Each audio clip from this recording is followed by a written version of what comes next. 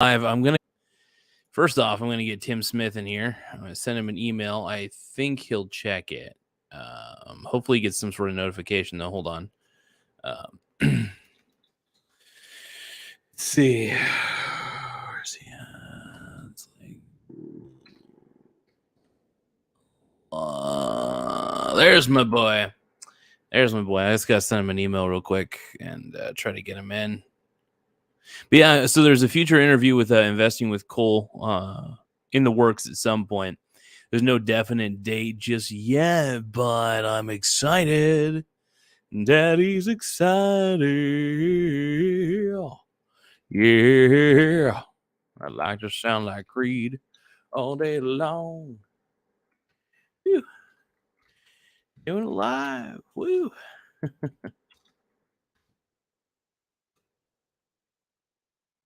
All right, send him the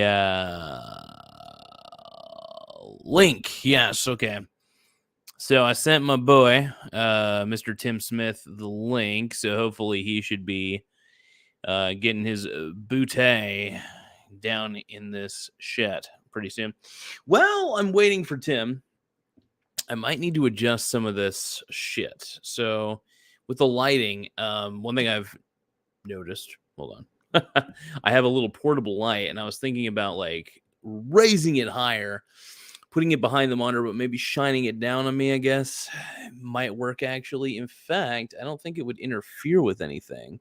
And it'd also give me even lighting. So you're going to see a lot of adjusting right now. You're going to see a lot of it. But while we're waiting, while we're adjusting, let me just say thank you to everybody who has decided to continue to support the channel, to continue to stay subscribed, even after I go crazy and I upload a bunch of shorts. Hopefully, we get Mike in the house on this one. Told him we're doing a live. That actually might discourage him because he'll think I'm turning into Vin Diesel, which I assure you, I am turning into Vin Diesel, by the way. Look at that stain on my shirt. I do got to raise this up a little bit, though. I think that's a good. Hold on. Stand by, boys and girls. Yeah, that should be good. That should be a good length.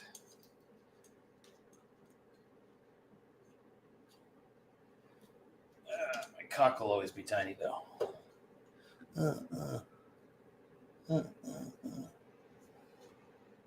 Hold on.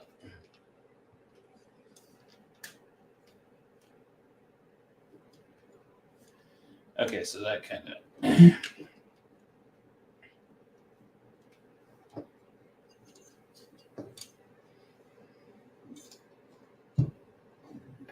Okay. I think this will work. Holy crap. All right, we'll see what happens. Oh, look at those titties. I got to get my man titties are getting a little bit big at the moment, but I'll be able to weigh them down a little bit. All right, so I believe lighting has been sort of figured out. I mean, it is shining down on me, so I guess it ends up reflecting well enough. But here we go. Excited, boys and girls. Got to put that right there. Give me a little more flexibility. But yeah, I've been changing the way I do certain aspects of the show. Do not mind my messy table at the moment. I got to figure this shit up. There we go. Did you get my email, by the way? I sent it to you like about a couple minutes ago, I think. But I don't know. Tim might be like me, though. I've been trying to check my email more. I'm neglectful at checking my email. But Tim, I did send you a sexy little email. Maybe that's how you got here. But I'm excited. Woo! So I want to just talk about the launch of GarzaMedia.net. So GarzaMedia.com was taken, but I refused to. First off, when I looked at, so when I checked, because I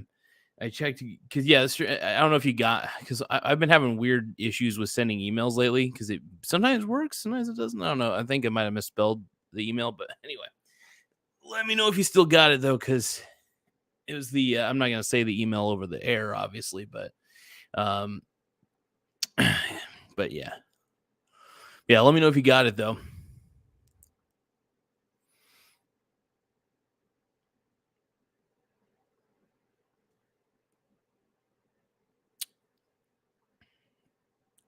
Oh, but anyway, while we're waiting for my boy, yeah, so GarzaMedia.net was taken.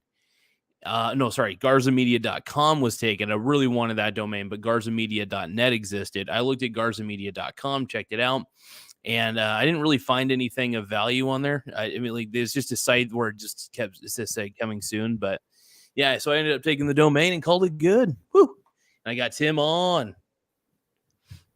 Woo!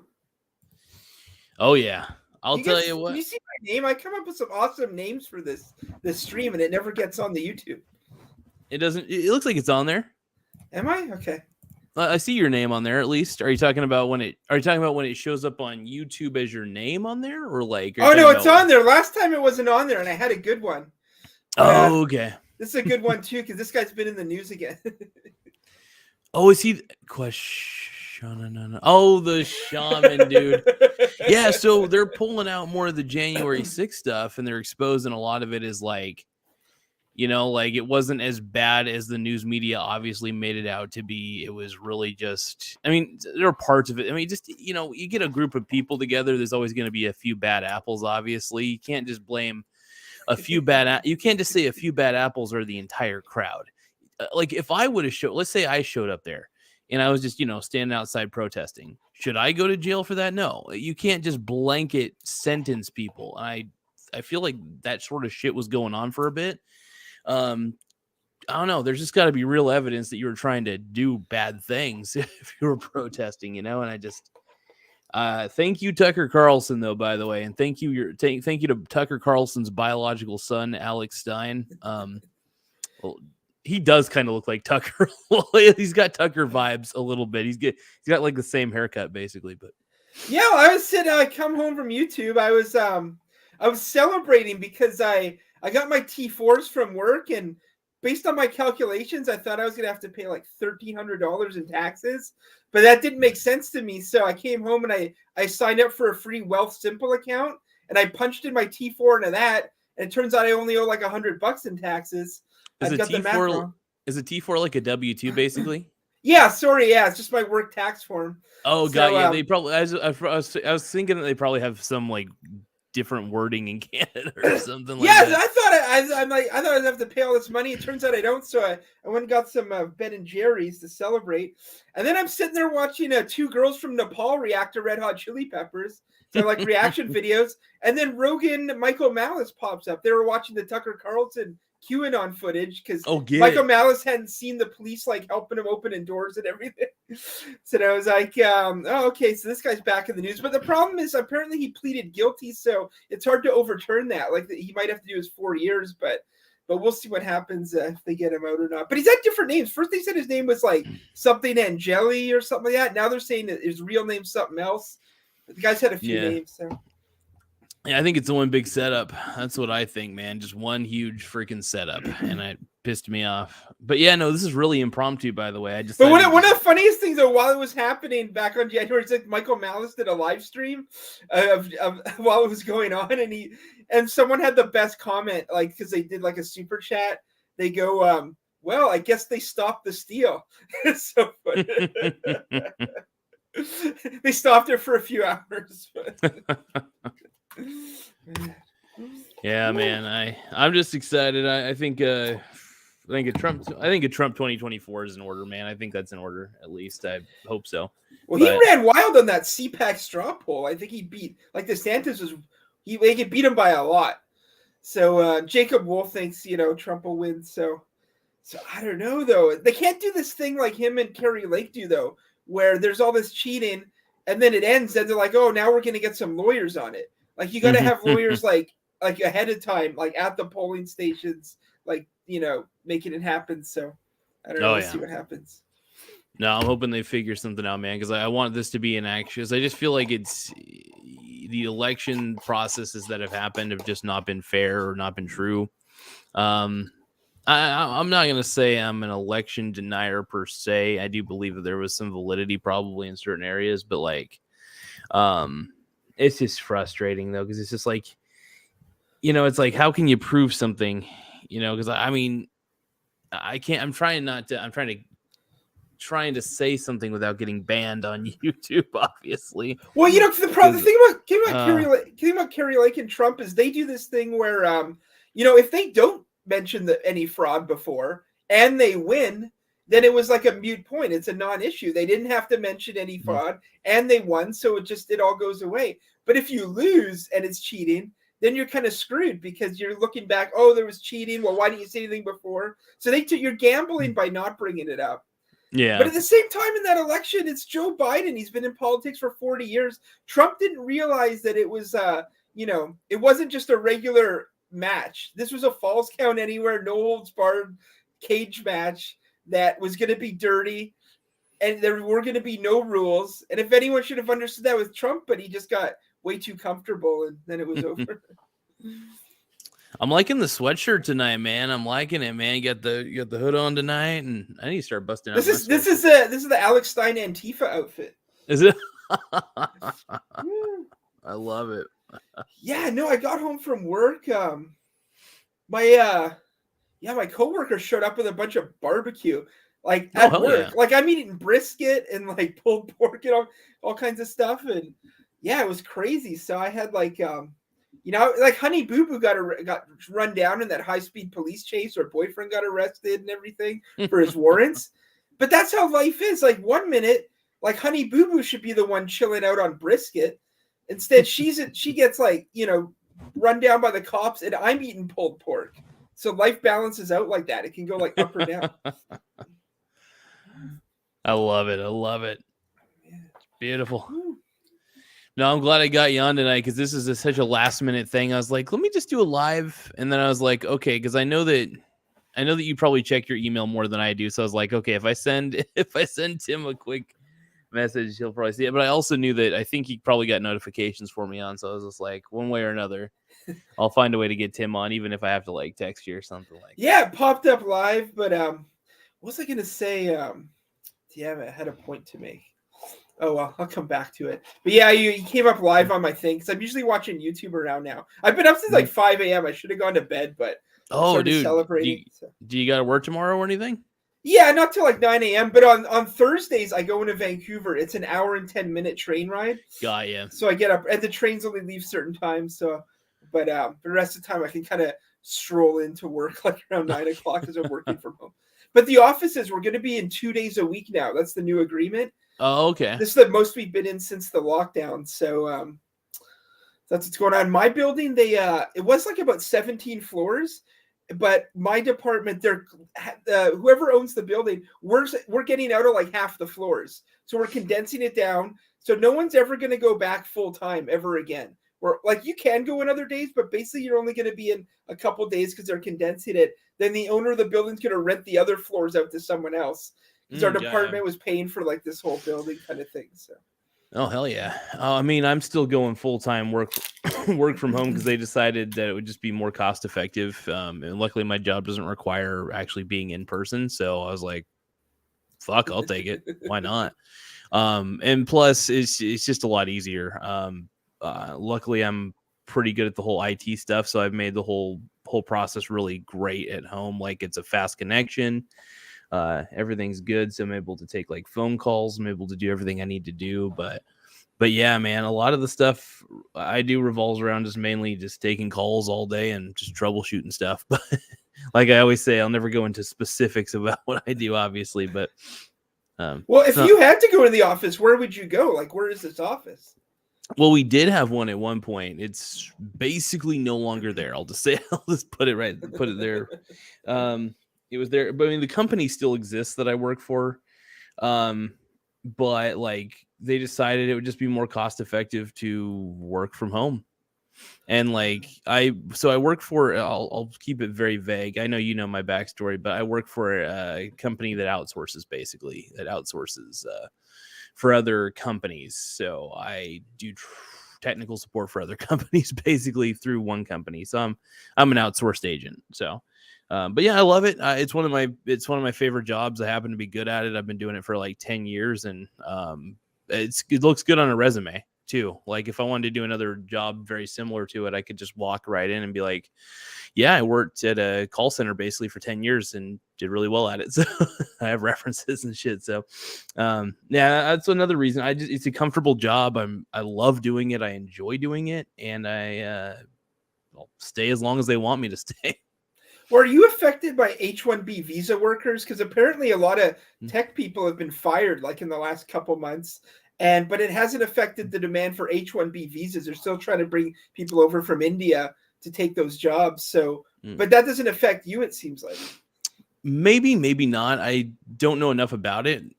You got a little more information about it? Like you talking about like, do they are they like trying to save money basically? Well, H-1B visa is like a foreign worker thing. They mostly use tech workers from India is basically what it is. But it doesn't seem to affect your job as far as I can tell. Not too much. I would say for the most part,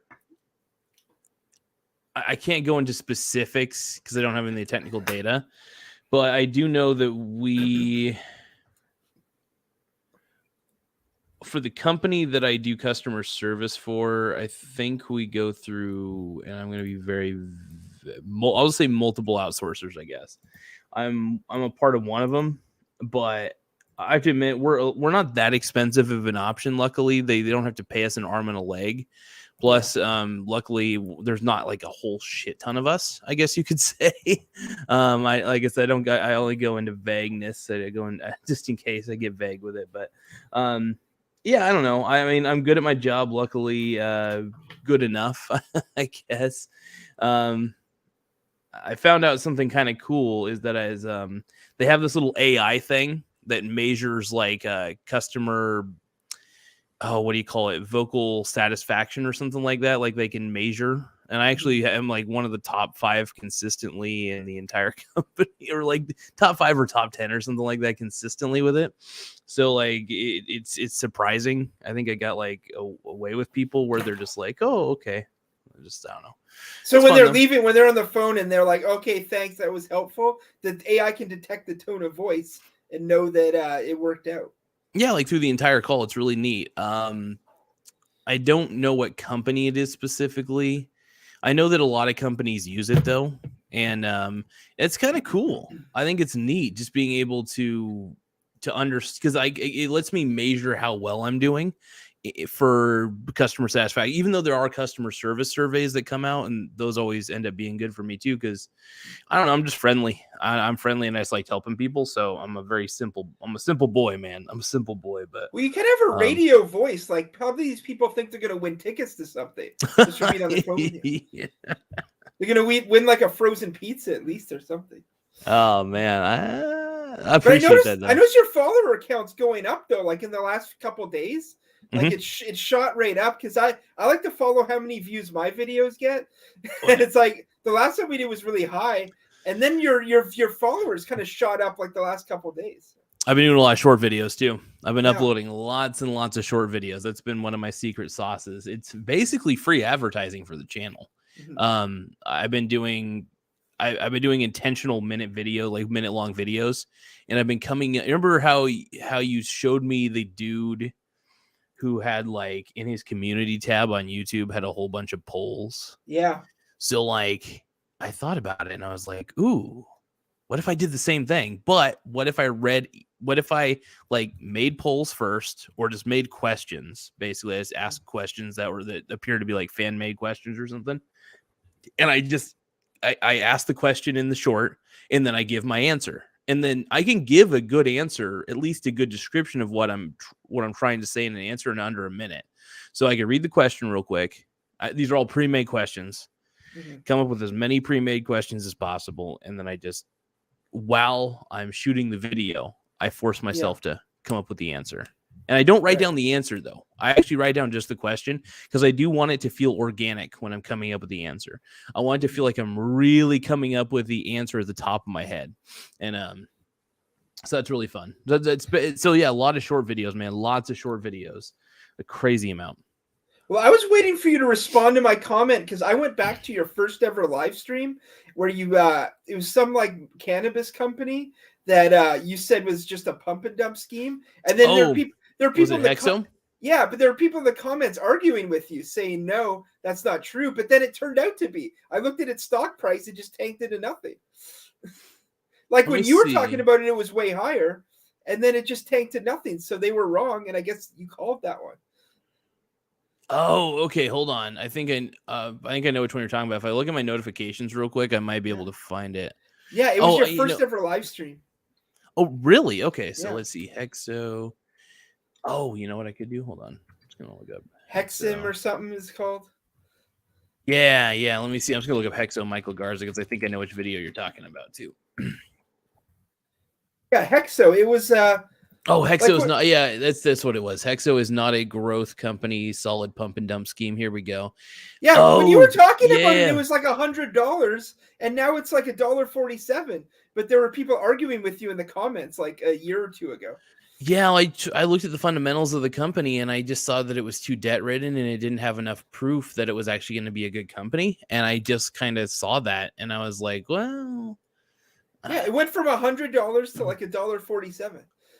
I hate to say it, man, but it's easier to find crap than it is to find good companies. That's just like my motto. And that's so one of the ways I made a lot of money in the markets was I kept seeing these shitty companies, these companies that were being propped up by nothing but rumor and all that garbage. And I was like, well, what if I got long-term put contracts on each of these shitty companies that I find? And put contracts allow me to bet against it, just to let you know. That's just if you hear put contract, just think of it as a bet against. Well, if you would have done a put on this one, it was $100 and it's $1.47 now. Who knows how much you would have made? Oh, I've done a few of them over time. I do like only like 5 or 6. So contracts can expire. The put contracts take about, depends on which one you get. You get 3 months. You get one that expires 3 months from now. You can get one that expires like 5 months from now. It just depends on the expiration dates on each of them. But I don't recommend it for everybody. Options trading can be a little crazy because if you're wrong, yeah, you can lose everything that you put down into it. But if you're right, it actually multiplies fairly quickly, which is nice. But yeah. But I don't know. I had a lot of confidence, and I don't do it a lot anymore because I could get wrong. I could be totally wrong. They could have passed a legislative bill, like a marijuana legalization act or something across the country, and I would have been fucked on those contracts. I now what I did though was you know how I always say I hedge my bets. Well, when I buy those put contracts, I buy shares here and there of the shitty company. Right. So like if it's going, I mean, I'll give you an example. Like when I buy 4 put contracts on Hexo, I'll buy like maybe 30 shares of Hexo just to store, just to keep. It's just a way for me to kind of hedge what I got currently. And then if it goes down, I'll just maybe buy a few shares here, a few shares there, just to make sure I'm still continuing to hedge my bets. Now it does cut into my profit margins, obviously, for it, but at the end of the day, I'm just like, screw it. It's still a profit's a profit. But nowadays, I'm pretty much just betting against Bitcoin, and that's about it because that's the real shit. You know, at least a marijuana company is a company, and Bitcoin is just a product as a byproduct of an actual really cool algorithm, I might add. I love blockchain technology. Like I'm pretty gay for Bitcoin. I'm just not gay for Bitcoin in the sense that I don't think it's worth anything. Well, Bitcoin tanked today. Oh yeah, and I made a lot of money today, I'll tell you. So like, because I bet heavily against Bitcoin, like, but I still own Bitcoin. But I bet heavily against it too. So when it goes down, like if you look at the biddy, that went up. If you like BITI on Google or something, just put BITI stock or something. Yeah, I see it went up. Yeah. Went up like 9 or 10%, and I've just been buying it as it dips. When the biddy dips, because the biddy is the exact inverse of what Bitcoin does. So Bitcoin goes up 2%, biddy goes down 2%. Bitcoin goes down 2%, biddy goes up 2%. So it's really nice to have that available. It also shorting things in a traditional way can also be scary. Like if let's say I borrowed Bitcoin and I sold it into the open market, and then I bought it back at a lower price or something, that could be risky because you still got to give the Bitcoin back. With an ETF, I'm just buying shares and I'm letting I'm letting the people who run the ETF actually take the legitimate risks, but they're actually, it's backed by a pretty decent company. So like, nah. Yeah, well, I know someone who used to mine Bitcoin. I don't think they do anymore, but they basically told me mining is dead. Nobody mines Bitcoin anymore because it's too expensive. yeah, which I don't fully understand, but basically they say the cost of the electricity to run your computer is more than you're getting in the Bitcoin, so they just stopped doing it. I can give you a quick rundown on how it works. So basically, let's just say my computer was the only computer mining Bitcoin. Let's just say it was. When it mines, what it's doing is it's not trying to, and I'm probably explaining this a little bit poorly, but it's not trying to find. Well, it is trying to find, and I don't know. You basically get rewarded in Bitcoin. So what your computer does to keep the Bitcoin network alive is it solves several problems, several complex math problems. Now, the complexity increases the more computers start to mine. So the less processing power in the whole. Like if you think about it as a whole network of processors, right? Just constantly solving problems, constantly solving puzzles. This could take a strain on all the computers, but it requires electricity. So if you think about it, all these computers are doing all of these complex, solving puzzles until the puzzle ultimately gets solved. Yeah, I know you need a really good graphics card. Yeah, because the graphics cards end up having like their own independent processors, like the GPUs or whatever.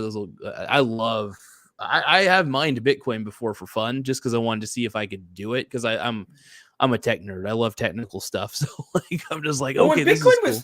When Bitcoin was high, my coworker was making like a few $100s a month just off his one computer. He just kept it going 24 hours a day.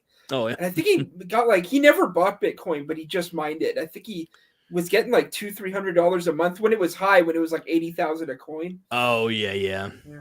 So now he doesn't do it at all. So yeah, it's so expensive to mine it because when the price of Bitcoin goes lower, you can't, because like right now at the price it's at, the rewards are not very high.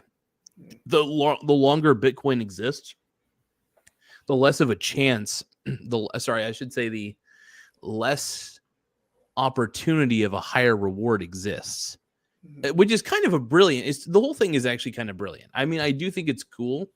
I just don't think it's worth anything. Mainly because one, it's open source. The Bitcoin algorithm itself is open source stuff. There's so many copycats out there of Bitcoin. It's not even worth it to even invest in any of it, because you're not investing in the actual algorithm. You're investing into the byproduct of the algorithm when you buy Bitcoin. And this is something that people argue with me on this all the time. And I love hearing the arguments, because I might be wrong still, but I just don't see how I could be wrong on this one. Like, I've been wrong on a couple things, but this one, I just don't understand how I could be wrong after all the research I've done. And I don't know.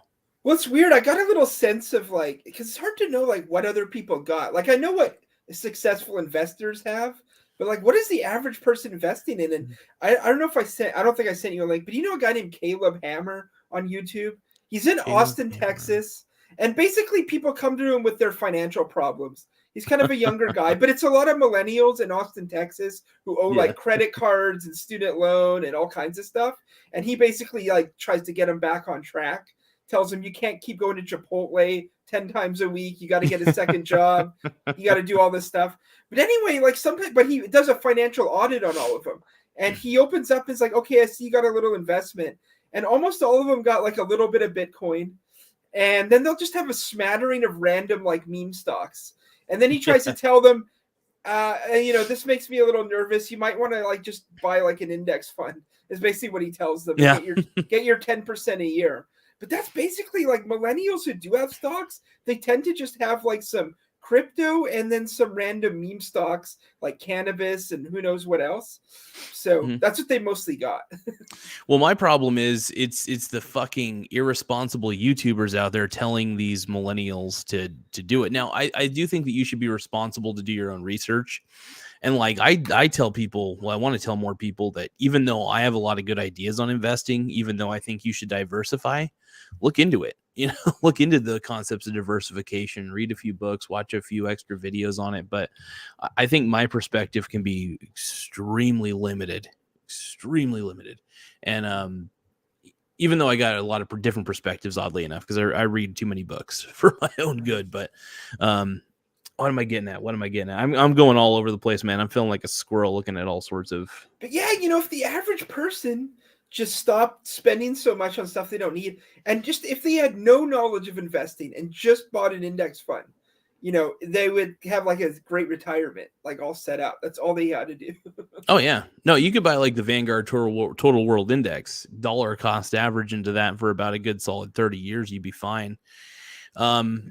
Me, I'm just too gay for dividends for my own good that I still invest in like the Vanguard Total World Index Fund ETF and stuff. But at the end of the day, though, like today, banks, a lot of the U.S. banks dropped heavily in price and value. Yeah. But it was only because people were panicking about future outlooks in the market, because we're going to go basically into a recession is what they're predicting.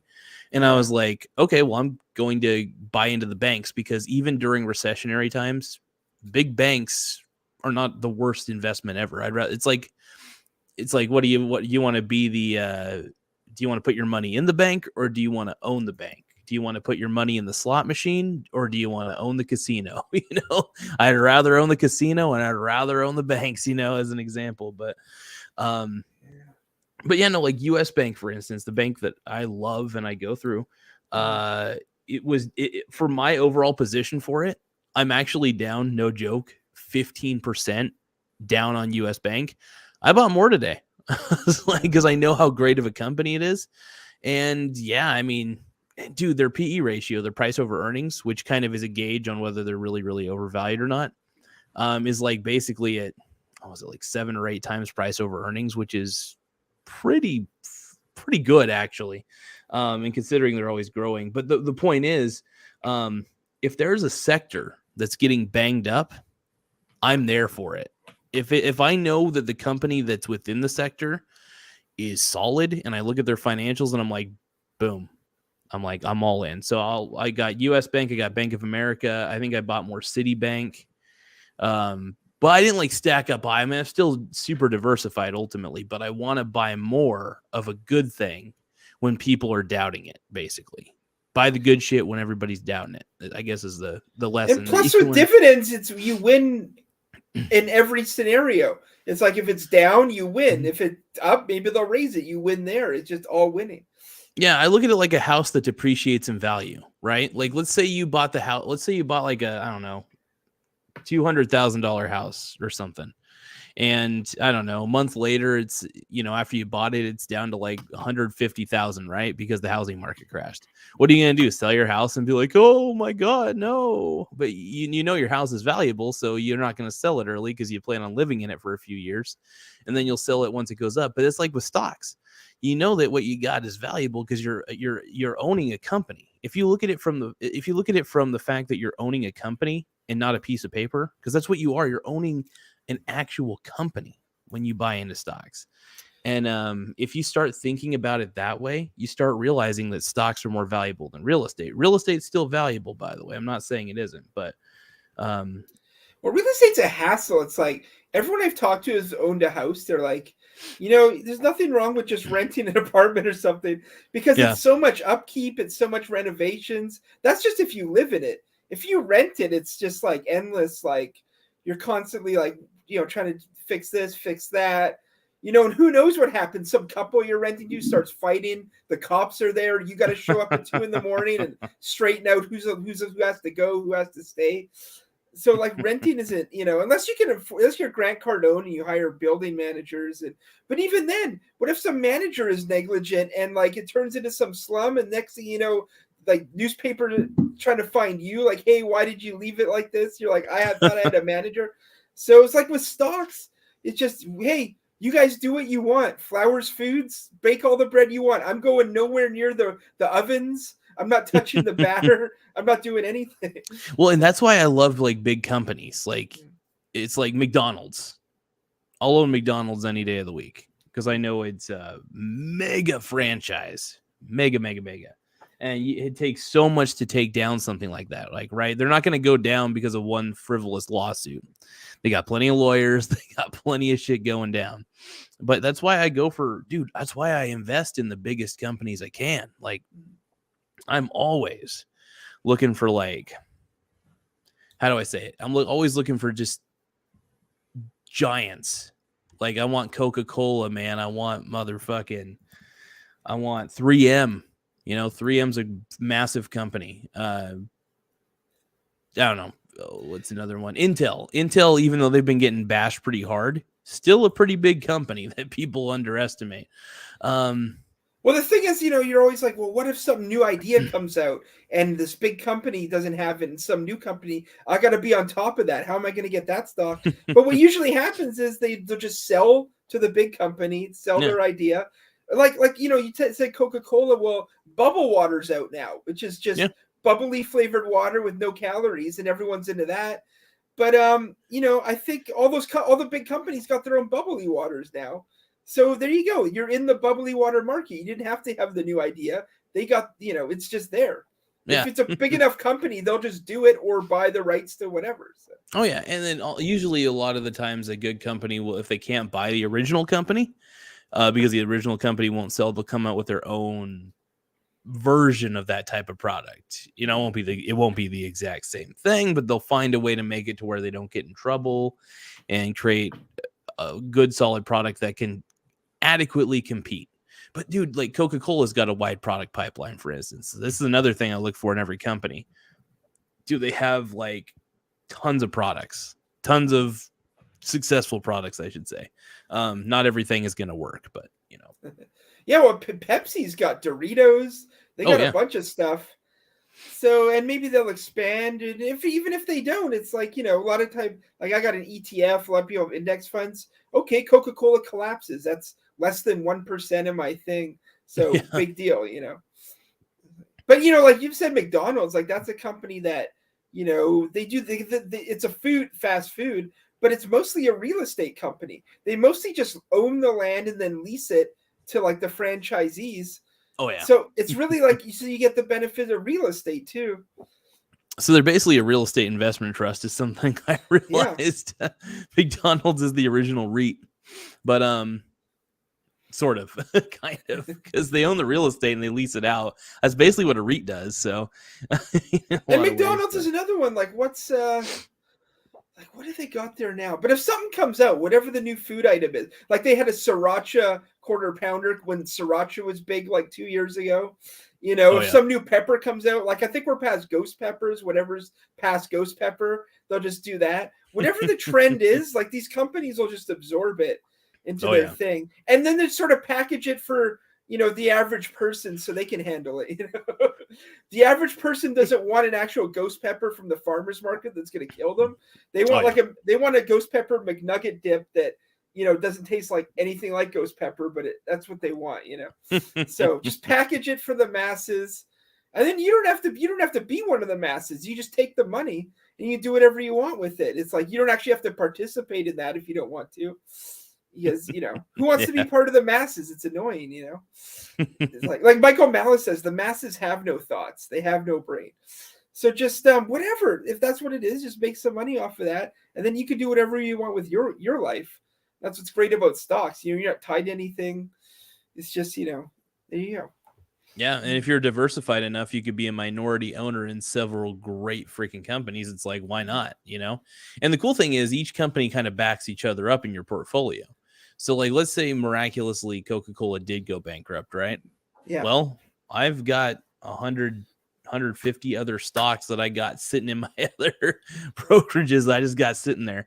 They just collect me those dividends, and I'm cool with it. And their principal goes up in the principal goes up in value, so it compensates for any loss of actual value from the other company and stuff like that. But it's almost like it's weird with stocks. Like I'm waiting for something to go horribly wrong, because so far everything's kind of been smooth, and I'm like, there's got to be some catch here. Like I've got to wake up one day and I'm down to zero or something, or just all my dividends get canceled, but I don't really see it happening. So it's one of those things. I'm like, why isn't everyone doing this? But they just don't. Well, the problem is the media. Media makes it seem like it's gonna collapse at any time. The truth is, I think that people should be more worried about the dollar collapsing than anything. owning a company, owning stocks basically is owning companies. So if would you rather own a company or own some dollars? I mean, like, if you really gave yourself a choice, own companies or own dollars. I mean, me personally, I'd rather own companies because I know that they're actually valuable. If I save dollars, right? Let's say 10 years down the road, the US dollar currency looks like the German what was that old currency the Germans had? The that, like, Deutschmark. something like that, yeah, and it like went to nothing, right? And it, like, people were burning it or something in wheelbarrows. And the point is, like, the dollar's not backed by anything, but Coca-Cola, that's backed by actual, like, machinery, land, arrangements, agreements, actual systems that keep the whole process alive. The company is a company is actually living and breathing and working. And the dollar sits in my wallet and does nothing.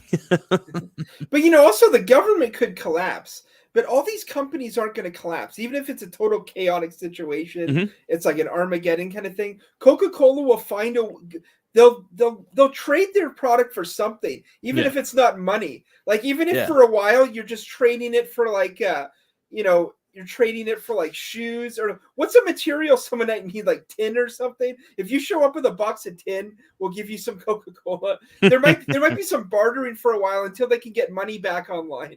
But the government, I think, will collapse before these companies, because people are going to want stuff. They're going to need food. They're going to need clothes.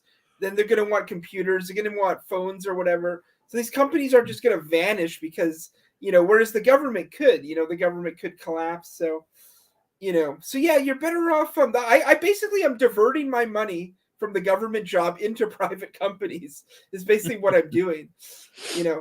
Like most people I talk to at my job are like, if I ask them, they're like, I don't know, because we get our banks call us here and they're like, hey, do you want us to help you set you up with some investments? And I'm your advisor, and just let us know. So people are just like, yeah, sure. And then they don't really know what's going on with their money. It's just that they give a certain amount to the bank every month and they do whatever with it. And I don't even know if they know what their returns are. When I ask my coworkers, they're like, I don't really know what I'm getting for this. I know how much I put into it. I don't really know what's happening with it exactly.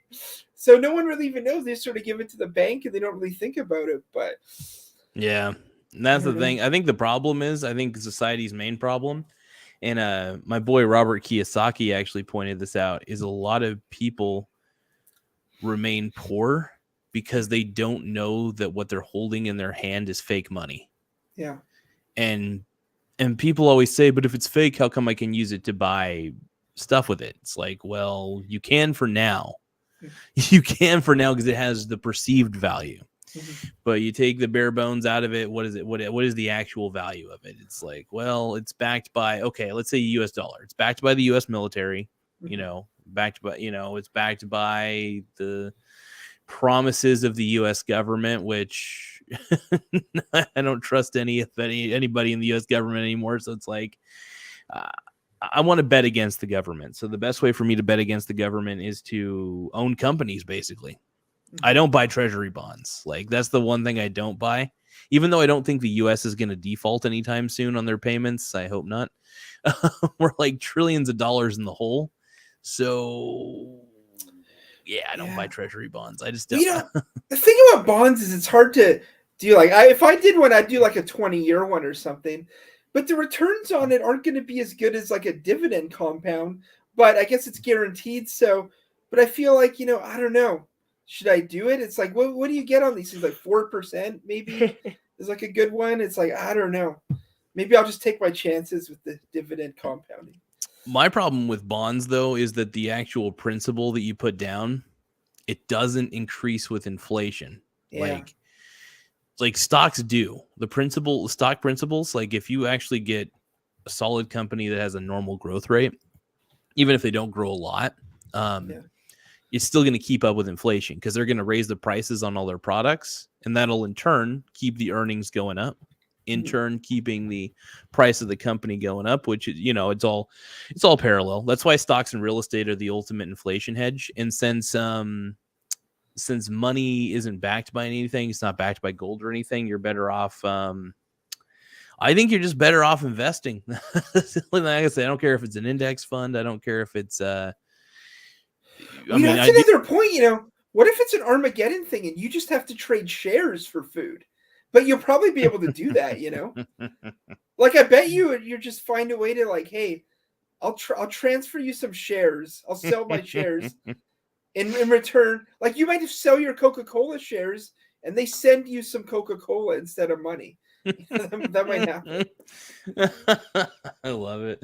That's funny You though. walk into McDonald's with your share certificate and walk out with like a big chicken Big Mac. You know what would be funny though is their dividend payouts could be Big Macs or something like that. Hey, we're not going to give you dollars anymore. Your dividends for McDonald's. People will demand that. Investors will demand that. Okay, this money's not worth anything. I want like 2 number 6s, and I want like a McFlurry instead of dividends. Just gonna have them send me like several like McDonald's ice creams every month. You can probably do that now if you called the right person there. It's like, just listen to me for a minute. I don't want cash anymore. Cash is over. I want you to send me coupons instead of that in the mail for free stuff. That's what I want. That's not a bad idea. Oh my god. It's it almost reminds me of it's one of the reasons why I need to get big on YouTube so I can get free advertising deals where it's like, hey, look, I'll advertise your product. I don't want any money.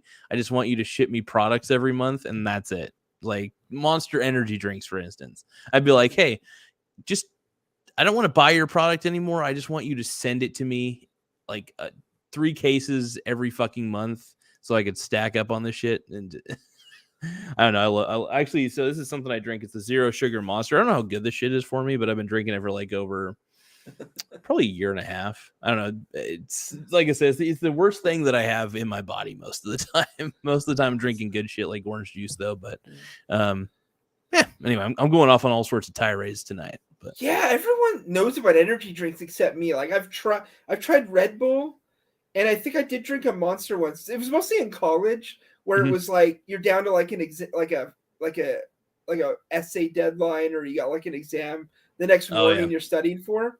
But it didn't really work on me. It just I remember I was trying to study for something and I stayed up all night and I drank one of those, and the test was in the morning, and it was like I couldn't fall asleep, but I wasn't really awake either. I was sort of like staring into space, and I'm just like, I don't know. Like they got a lot of weird stuff in it. I think I might have. They ever try one before hockey? I think they give me a headache for some reason. So they end up making me drowsy from the headache. Oh god, yeah. I understand. Yeah, just don't get the ones with sugar is what I always say, because this one's 0 sugar. I always have the 0 sugar ones because I don't want the crash. See, the thing is that if it's too sugary, I get a sugar crash. And if it's just straight up water with caffeine and some weird artificial flavoring, it pretty much does the trick every single time for me. I don't know. I'm a weird guy, though. It's not medical advice to everybody out there. Not medical advice. I'm not a doctor. But I love going to the Dollarama stores because you find the weirdest stuff in there. And last time I was in, I found some new drink. It's like a carbonated water that has hops in it. Like it's non-alcoholic, but they put hops in it. And so I got a couple flavors. One was like, I don't know, botanical something, and the other was some other kind of plant. But it's just water, like some flavoring, and then hops. And I don't know if it did anything. I guess it's supposed to make you calm, like hops. Hops kind of mellows you out or something, but I don't know, very relaxing feeling. That's the one thing I like about like IPAs. They're very hoppy. They do give you a bit of a headache though. Like they get, over time, I think like in the morning, if you drink like 3 IPAs before going to bed, you're gonna have a headache in the morning. But definitely when you have that many hops, the hops in there just make you feel super fucking relaxed. Beautiful. Hops, it's a kind of flower, I think, from like India or something, isn't it? What I saw. I think so. Yes, I think it is. I can't always remember, but all I know is it just relaxes you. That's the one thing. That's why like hoppy beer is that always puts you in such a I feel super relaxed. I almost feel like I get roofied when I drink an IPA. I'm just like, oh, my muscles are relaxed, and probably doesn't help that my boy Raul puts sketchy tablets in my drink. No, I'm just kidding. But no. Yeah, but that's a trend now. Is no sugar. It's like no sugar stuff because people don't want the sugar, but But I Oh, I don't still know. love this. I still love sugar. Don't get me wrong. Yeah. I still drink like sugary Sprite, but the reason I drink this with no sugar is just because in the morning I want that quick rush. I don't want to fall asleep, and because I gotta stay focused during the day. So if I lose my focus too much, I mean I'm effective one way or another, even if I'm not like hyper focused or anything. But I like having that edge, that certain edge of the feeling that I need when I'm working. It's a weird thing. Yeah, just funny that like just that's an overall trend though, is they're trying to dial back the sugar. But there's still a lot out there. I mean, you can still get, whatever like we have all the stuff we had before. Same soda, same Gatorade. But they make all these versions now where it's just the flavor without the sugar. So I don't know. I I mean, like the bubbly waters. they do a good job. Like Yeah. even for the no sugar, it's impressive that they make it still taste pretty freaking good without it. I'm like, whoa, I don't know what you're putting in here, but damn. Yeah, and it's like cheap, like those bubbly waters you can get like, I don't know, two for $1 here. More like cheaper if you buy a case. But Yeah. it's like but soda, like you can if you go to like a big like a Costco or something, or like a grocery store, you can get a lot of soda for pretty cheap. Like when I was growing up, soda was like kind of expensive. And now it's like really cheap. But but if you go to like a 7-Eleven or something in Canada, you're looking at like $4 for like a bottle of like root beer or something, for like because it's like 380 plus tax for like a 5.91 like Coca-Cola, which is insane.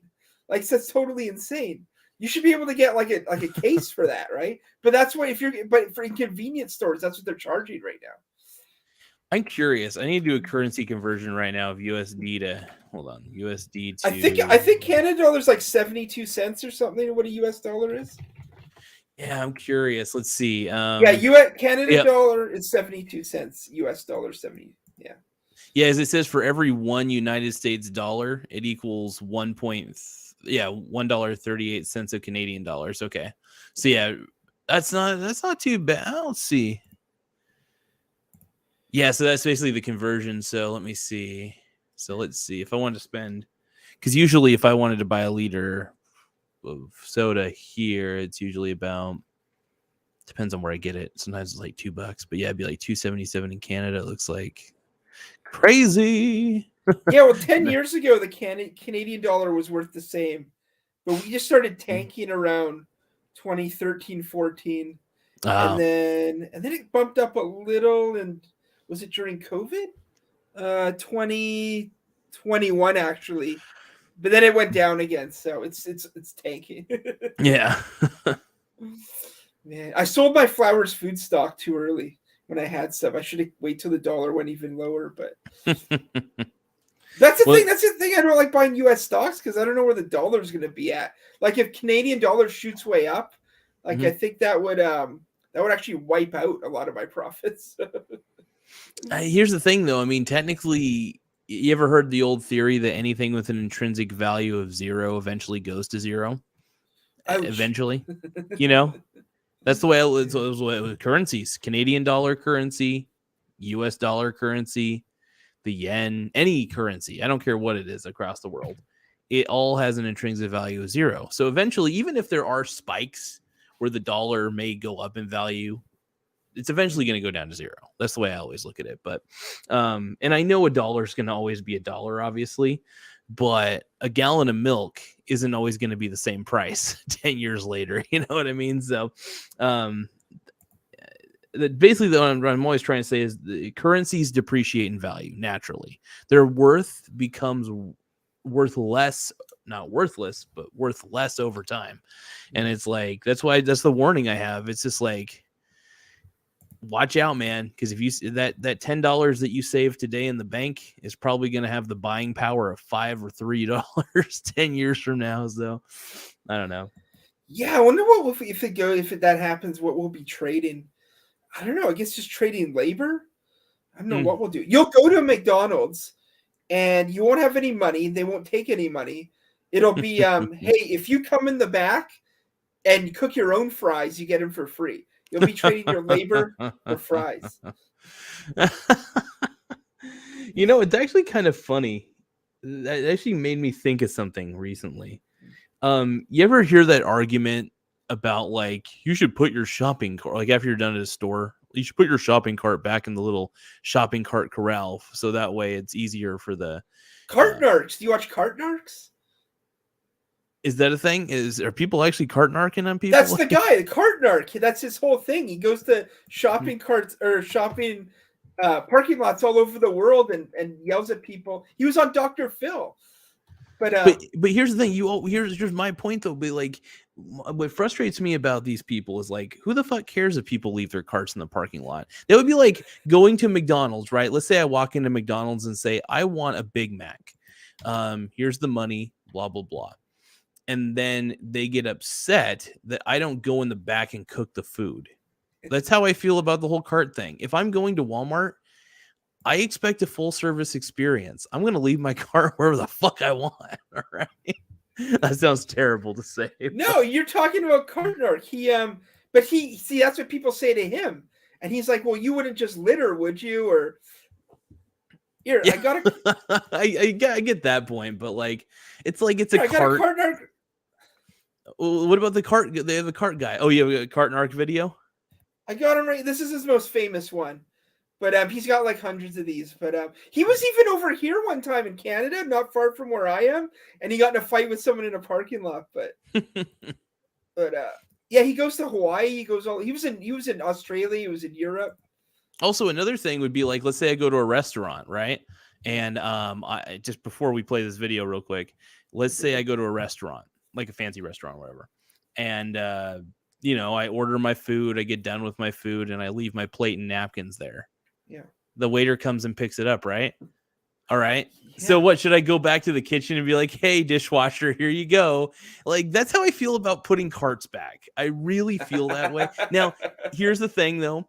While I do feel that way, I surprisingly do put my cart back in the little cart corral. I just feel that way. Like when I don't get, like, I hate it when people get angry at the people who don't put the carts away, because I'm like thinking about it. It's like, well, some other fucker is also going to come along and probably be like, well, I need a shopping cart as I'm walking towards Walmart.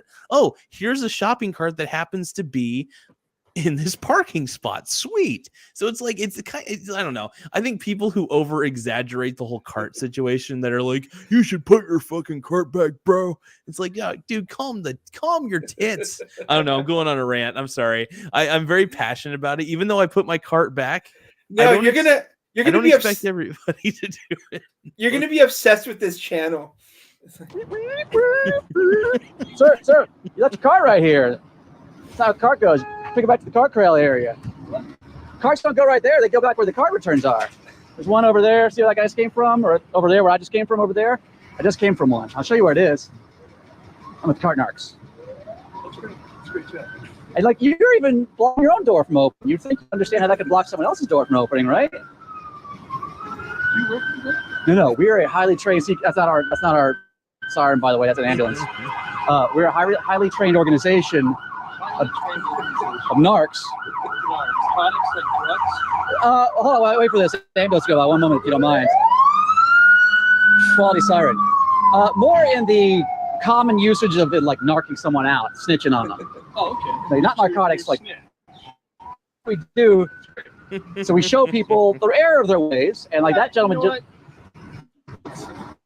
For this morning, all day nonstop. I think they pay for a guy to do this. See. 90% of the time, I put it back. 99%. But you're very tired right now, and it's causing an error in your judgment. No, lazy bones. No, sorry. Let me explain. Here, I got these. We have these bumper magnets for you. The magnet right here on the side of your truck. There you go. It says I'm a lazy bone. It's got our hotline number on it, so you can call that for counseling about how not to be a lazy bone. Oh, what's going on? What are you doing, sir? Why are you approaching me? Why am I approaching you? Yes. This is yours. Take it back. No, it's got our number for you. It's a present for you. Take it back. To teach you how to not be a lazy bone. Take it back. No, sir. You keep that. My gift to you. Why are you? Take it back. Why are you running after me? Because you're a fucking asshole. I'm a nice guy, sir. No, you're a fucking asshole. Luckily, I have good blocking skills. I blocked your attack. You're an asshole. No, I'm a narc. Let me explain. I don't give a shit what you are. Yeah, you do, because you're running after me, trying to throw stuff at me. So clearly, I don't care. What I care about is you. I have rights. Leave me alone. Yeah, I know.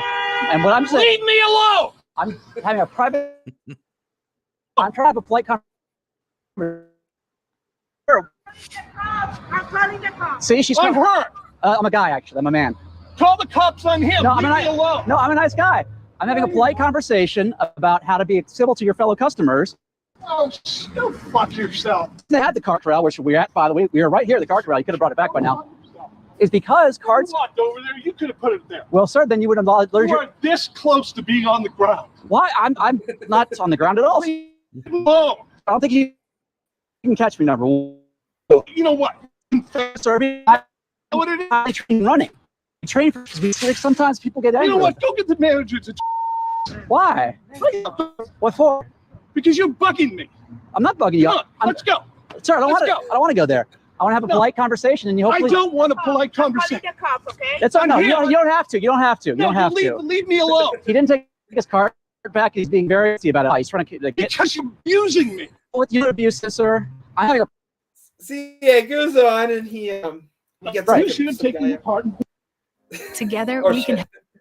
Okay, here we go. But anyway, So, yeah, like- this guy's got like 100 of these videos. He goes all over the world. Well, here's the thing I don't get like about the guy's reaction. Like, if Right, some done little, this. He has some to- little. He's got- about way- You're a mean person. I did that at all. I was gonna say though, if some kid came up to me and said they were a cart narc, I would proudly say, honestly, just to make myself look like the devil in most people's eyes, I'd love to say I never put the cart back. Like, even it's funny because I do.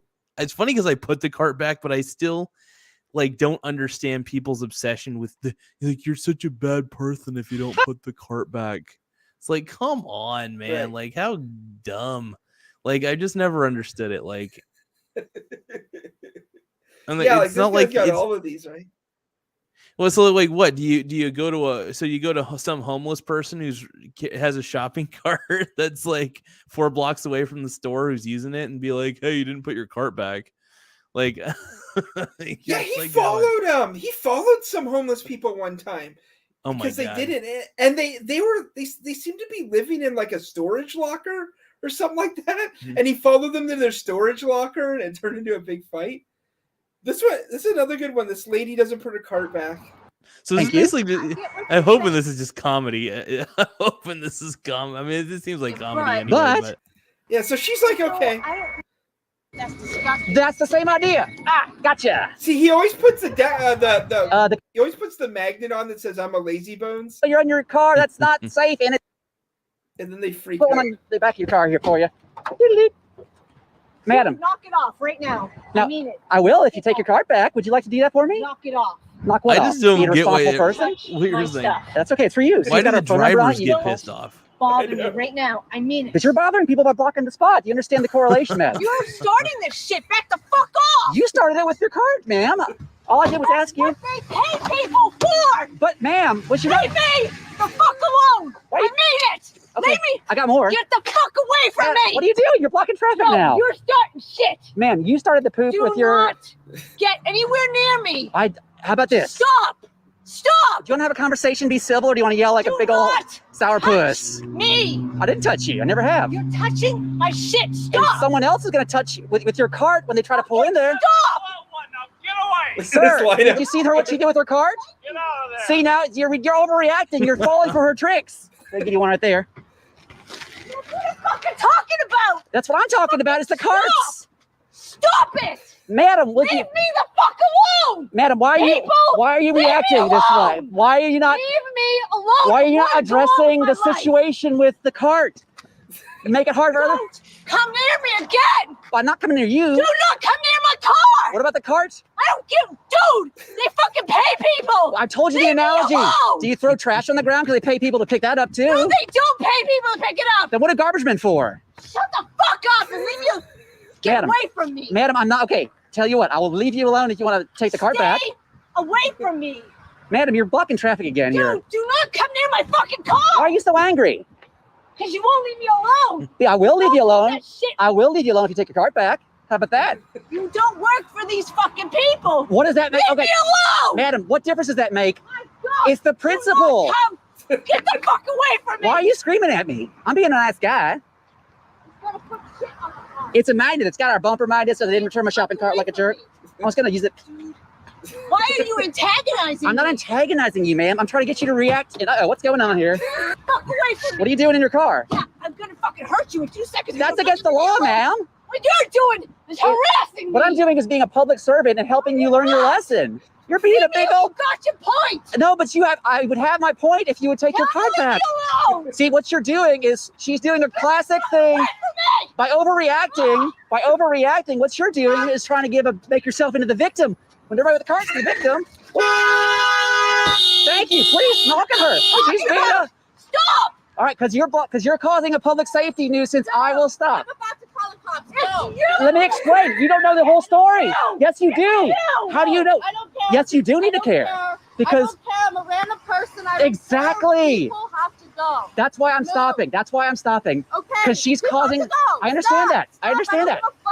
Madam, this is the problem: is you don't want to hear and have a conversation. You just want to yell and scream and be a sourpuss again. But I am cart narketeers. You might say, "Oh, what's he doing?"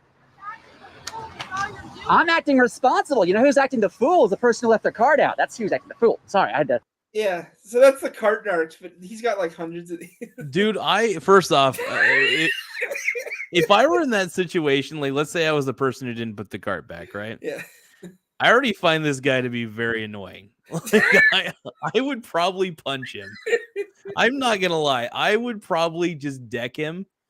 I'm serious. Like I just like I don't know if he's joking or not. I wouldn't even go full Karen. I would just be like, I'm gonna punch you now just because I can't stand you. Is because you I don't know. I mean, I would just give him a fair warning. I'd be like, look, you got 3 seconds to get away from me, and if you're not, I will punch the shit out of you and stuff like that. Like really, that's like I don't know. It's just very frustrating because it's like I don't know if he's doing it just to be purposely annoying. I think he is, but it is funny though. Like, why did they just drive away? Like, why did they care that he's putting a magnet on the car? Yeah, I'm surprised they're so crazy about it though. Like, I would just try to get out of there. I'd just be like, look, yeah, I didn't put it away. I really don't give two shits. I just don't. I don't give a shit. Well, I don't know. Yeah. Is there one where he does get his ass kicked though? Because I would love to see that. That would just be so satisfying. I don't know if there is. I'll have to probably look at his channel or something. Cart narcs attacked. Let's try something like that. Dude, you know what would be a good idea? Oh my god, this actually just this one he almost gets beat I'm gonna take your cart back. Get the fuck away from me, asshole! Just go! Leaped out as Is this the one? Yeah, he almost gets beat up in this one. he is in courtesy. Culver City. No. Cart returns right there. Whoops, sorry. What's going on? There we go. We got not even. Oh, it's already rolling away. Weep, weep. Man, that cart's loose. It could roll away and hit somebody. Perhaps these young children, we'd hate for them to grow up with a disability. Cart returns right over there. See right there? Where are you going? It's blocking the driveway. Yeah, with the cart narcs? Hey, how's it going? Well, I heard to put her cart back in return. It's her son who's like disabled or something, and he loses it. He needs to get out of my face. That's what he needs. Oh, I'm not in your face. I'm a good 15 feet away. You know exactly what I meant. How do you mean? Harassing me. Go away. No, ma'am, I'm having a polite conversation. This is not harassment by any means. I will call the police and let them know that you are harassing me. Well, that's a false You statement, are ma'am. harassing me. No, it's not. I'm having a You conversation. don't belong here. Yes, I do. No, you It doesn't belong here. The card doesn't belong here.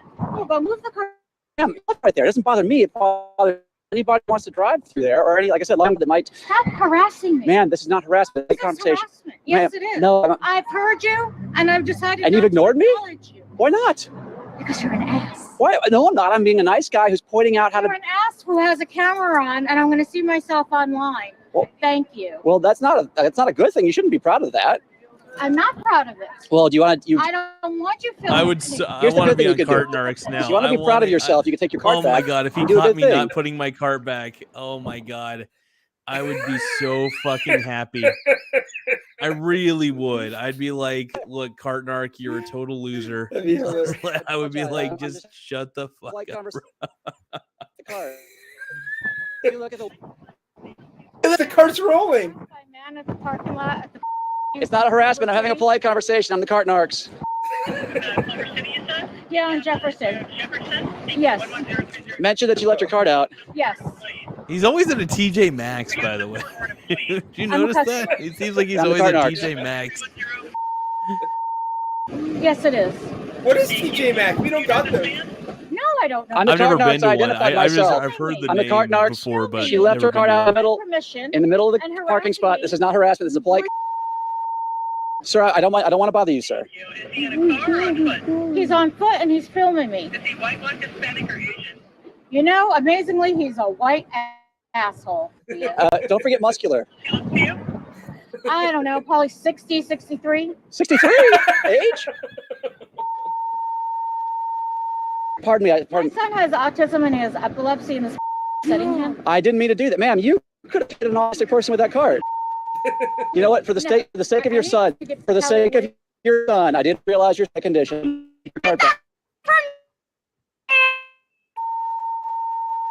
For the sake of your son, I'm going to leave you alone. No. Get the fuck away! For the sake. Uh-oh. Don't chase me, sir. Again, for the sake of your son.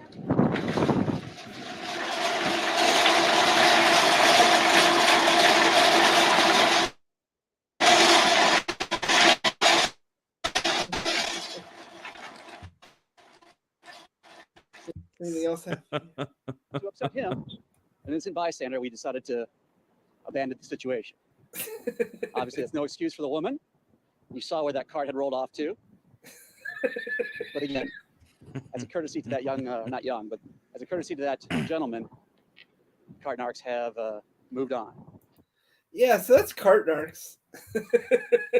So that it just inspired me, actually. I want to make a series of videos the next time I go to the store.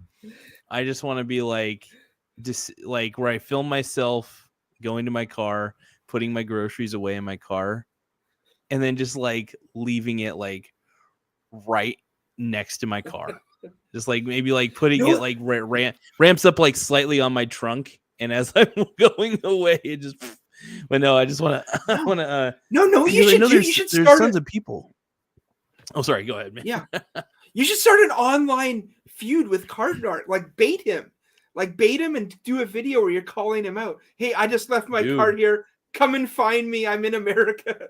I love it, dude. I love it. Like, and then maybe he'll do a response video that he's searching for you. Like, out of all the things to be, I think he just does it for clicks and views. Out of all the things to be anal about, or at least, you know what I mean? Of all the things to be anal about, I've never understood the whole cart thing. Like I get it. Like, I get that people, it's a little annoying, sure. But like, okay, fine. Well, I put my cart back in the thing. But now I don't want to. After watching that, I don't want to put my cart back in any corral. I want to just see if anybody gets pissed at me, so I have the excuse to deck them. Face. No, you gotta bait this guy. Oh, man. Here he is. If you want to see who he is, this is him. I almost feel like I'm having a Gavin McInnes style reaction to this right now. Like that's how I feel at the moment. Yeah, if you want to see who he is, this is him. But I'm Major Sebastian. I'm the founder of the Cart Narcs. Cart Narcs are an independent organization that tries to get people to just take their cart back to the cart return. That's not where the carts go. That's the mulch. When I do see that some lazy bones has left their cart out, I turn on the wand of justice and activate the mouth siren. That's not where the carts go. I'm so glad this is on Dr. Phil, though. I've had many threats on my life being a cart narc. Besides a guy pulling a gun on me, I've had multiple people say they're going to run me over. Well, sir, that's not nice. Sir, that's against the law. There's definitely an adrenaline rush. Go yourself, ma'am. cart narc. oh shit! This is my uniform. I have an equipment vest, which is a bulletproof vest. I put my body camera right here. Captures everything that happens so nobody can lie about it afterwards. It's curbing, sir. You know that's against the law to videotape somebody. I have this wand here which lights up. It shows that I'm highly visible. I threw drink on you, That's little girl, okay? And Don't be a little girl. And as a feminist, I take offense with that. After I ask them nicely to return their cart, I slap on a bumper magnet for shame.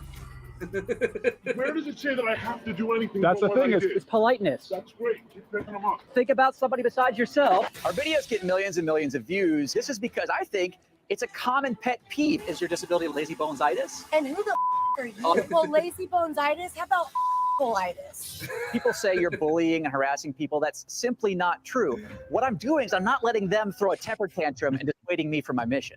I'm a highly trained special agent with the cart narc. So what we do is we narc people out who leave their carts out like this, like big old lazy bones. To those who say I'm just shaming the public, yes, I am.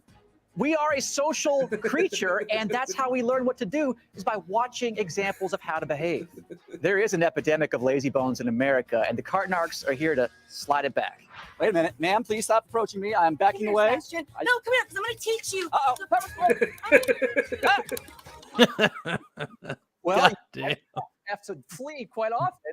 As you saw, pepper spray. I've had a gun pulled on me. I've had people try to hit me with their cars and trucks over just asking them to put their cart back where they know it belongs. Uh-huh. Well, but you do more than just ask them to put their cart back. Well, that's correct, because You they'll shame them. correct, and it's only, as you saw in the video. I feel like this is very fitting to have on Dr. Phil, by the way. This feels very fitting. I feel like this man needs this is so ridiculous, but I love it. your body anytime soon. You don't know what people's day is. You don't know what their life is. I don't know her day, Dr. Phil, but I do know that I saw her walk out to her truck, climb up in her truck and load her groceries, and then the second she didn't need her shopping cart, it's in the handicap access way, blocking the place that handicapped people need to go. You say you're a trained agent. Sure, that adds Who trained you? me.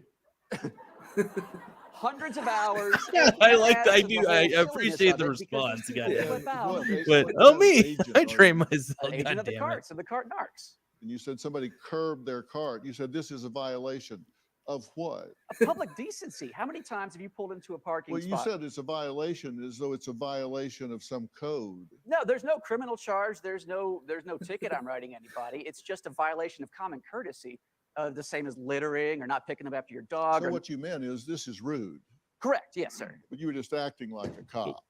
No, sir.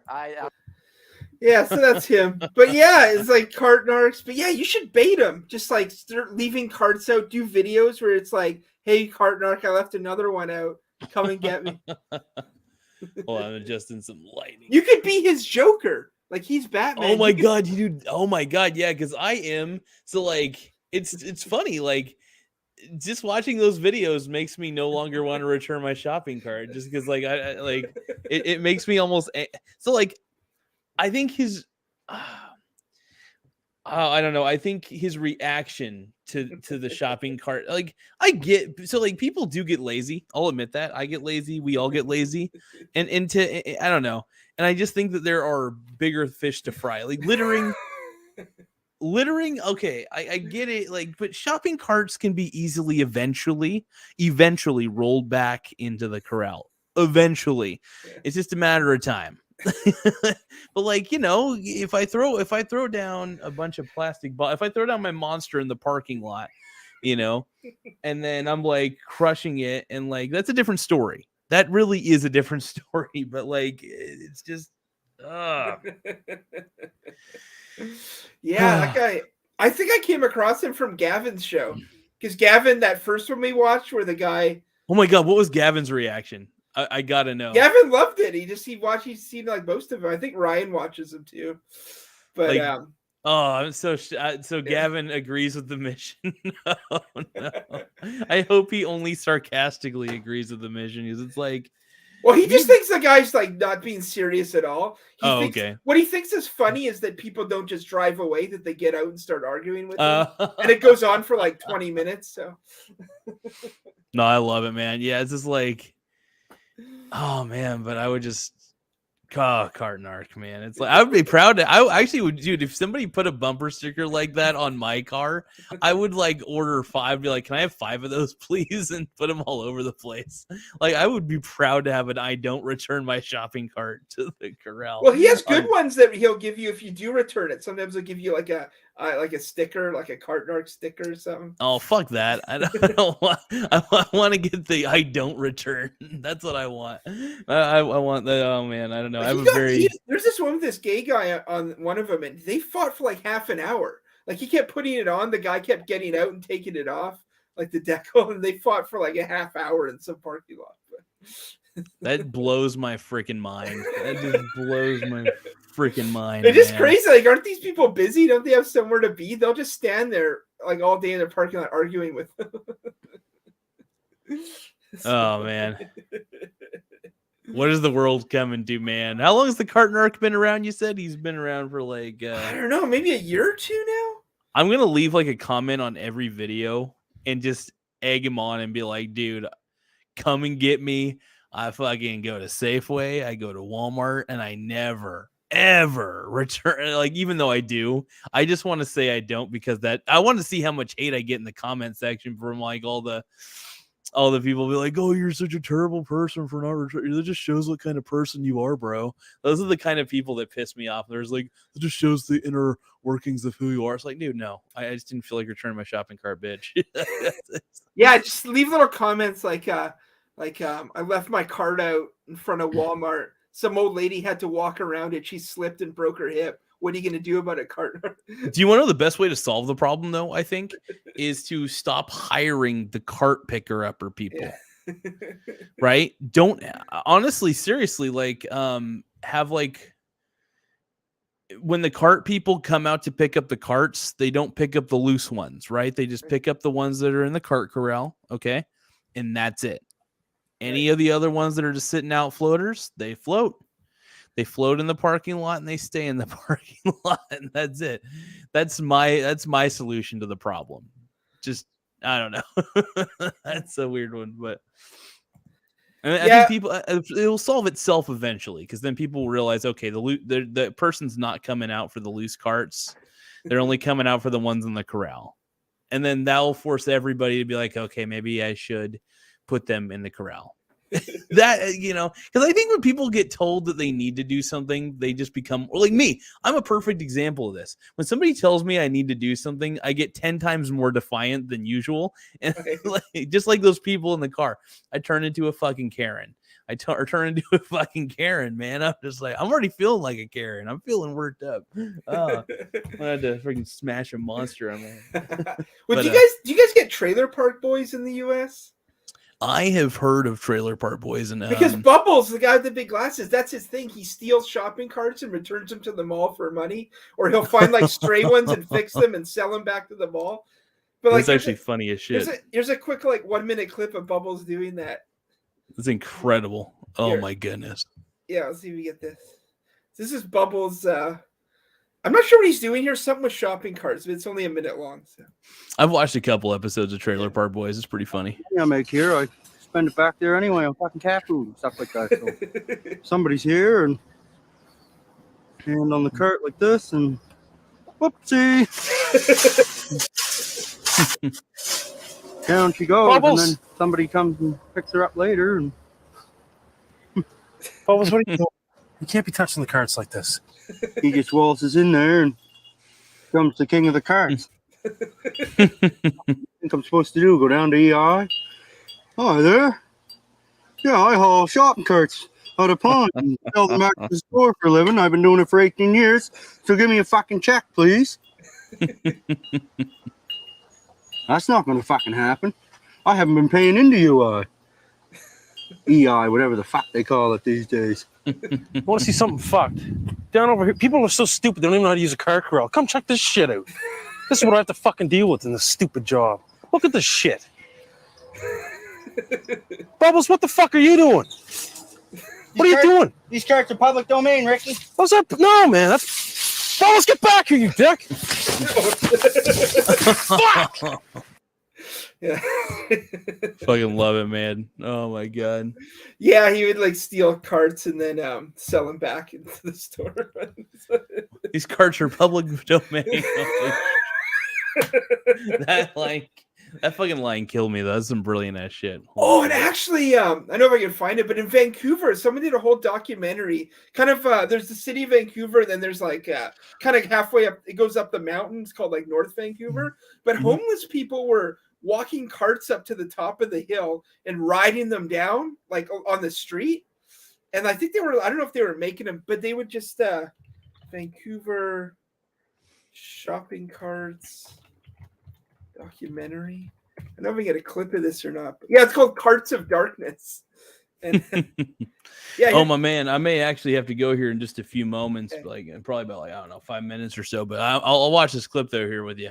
Yeah, here's the trailer. It's 1 minute long for Carts of Darkness. Let's take a look at it. This is Vancouver here. Would you call it extreme, what you do?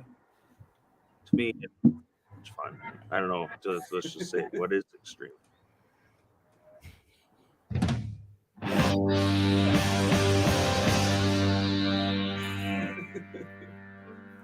I don't have any furniture. I have no wife. I have no kids to look after. I got nothing. Holy shit.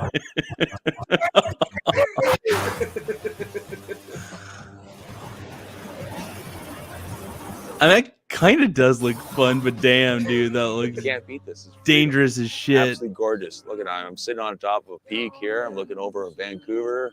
I used to make snowboard and skateboard movies before I ended up in a wheelchair. I don't really know where this film is going because since the day I started, I've had one man run over by a truck, another man has died from alcoholism, and my main character is Al, and he's in jail. It's not easy being me. It's not easy being us. No, was that a true story, by the way? Yeah, no, it's all like alcoholics and homeless people, and they just ride shopping carts down the hill all day. Honestly, well, hell, I'm speechless. Yeah, you opened up a vortex of carts. You're just talking about not returning your shopping cart. I've opened Pandora's box, or I should say Pandora's cart. Yeah, but yeah, go make some comments on Cart Narcs. Say, just try and get him out to where you are. Might be a good way to get me famous. Is just through debating people on the internet. Yeah, that's what Batman Debating was. big Like Joker YouTubers. and the Penguin would go around like doing stuff, and he'd have to find them. That's Oh, gonna yeah. be you. You're sabotaging Cart Narc all over America. Oh man, yeah, I still think there's plenty of worse things than. Oh, I don't know, man. It's too good. It's too good. It's too fresh. Man, yeah, we nailed it. What was this episode called? I didn't even see the title. Oh, I just put GarzaMedia.net launch, and then I put investing with Cole interview coming soon, and then Bitcoin sucks. But yeah, so fun little thing. So Cole, investing with Cole, I was gonna get him on at some point. I don't know when we're gonna do a show, but Strongman Personal Finance wants to come on my show. It's in May because he's gonna be less busy. But I've been because I was on Strongman Show at one point. I had like an hour-long interview where I was interviewed by him, and then actually it's funny if you look at Michael Garza Strongman, you should be able to find it. It's like an interviewer. It's like almost like an hour long, I think, but it was pretty fun. But yeah, I'm gonna have Strongman on at some point. I'm gonna have investing with Cole probably on soon enough. But yeah, I'm trying to get all these different YouTubers out there who are kind of like smaller channels or slightly bigger channels just to come on. Yeah, because I want to kind of freely advertise their channels, so that way when I do become a little bit of a bigger channel, my audience can check them out. And that's kind of what the goal is. I like doing free advertising for people, so I can kind of get them out there, even though they don't really need it. But you might be able to get Georgie from Financialism on. Georgie from Financialism. He's the guy who did that rap I sent you. Oh, right. Because he does shows that aren't like super big, but he'll do like an interview here and there. Like he just did one. He did one 8 months ago that only got 69 views. Oh, got you. but he'll do other ones that are bigger. But yeah, he'll go on most shows. Talk to that. I guy. like it, man. That guy's Yeah, I'm hilarious. down to get just about as many people on as I can. But no, I like having you as my my main man whenever I do a live video, because like it's just fun. I actually like the back and forth and just looking at. I really do. I like looking at videos with you and just react and go crazy with it. But man, I don't know what my beef is with all the shopping cart narcs piss me off more than the actual people who don't put the shopping carts back. Like that's all I gotta say. I just don't like. There's better things to narc people out for. Like let's say I don't know. Let's say actually hurting somebody. That's the worst thing. But anyway, that's funny shit though, man. Thanks for showing me this guy. You show me all this gold, man. You're like, give me all these golden nuggets right now, and I'm loving it. Yeah, well, I'm thinking I want to do my own reaction channel where I just react to stuff. I'd watch it all day. I would love to watch you react to shit, man. That'd be funny as hell.